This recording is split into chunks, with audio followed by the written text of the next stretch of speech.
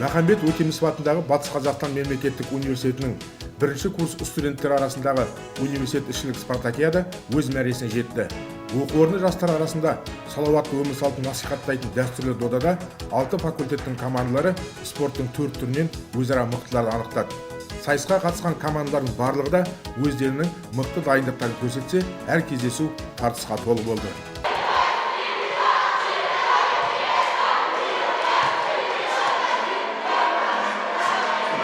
Бұл спартакиаданың басқа спартакиада қалағанда ерекшелігі биыл тек 4 спорт түрінен футбол, баскетбол, волейбол және теннис спорт түрлерінен ұйымдастырылып жатыр.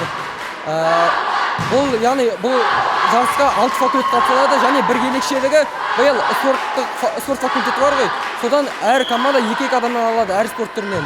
Былтырға қарағанда биыл филология командасының аяғы жаман емес, барлық спорт түрінен жақсы нәтижелі көрсетіп жүр. Бірнеше күнге созылған жарыс нәтижесінде үздіктер анықталды.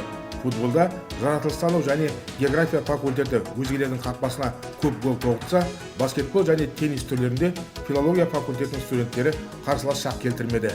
Ал спорттың волейбол түрінен сынға түскен мәдениет және өнер факультетінің студенттері өздерінің өнермен қатар спортты да жандарына серік ететіндіктерін іс жүзінде көрсетті.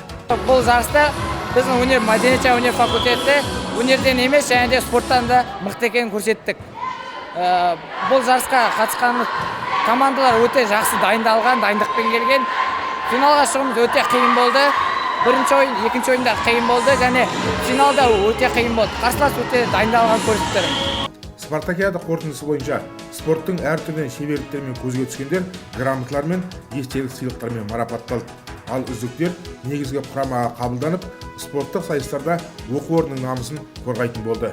Жалпы командалық есепте жаратылыстану және география факультеті 3-ші орында місе тұрса, физика-математика факультетінің командасы 2-ші орында қанжығалады. Ал филология факультетінің құрамасы спартакиаданың жеңімпазы деп танылды.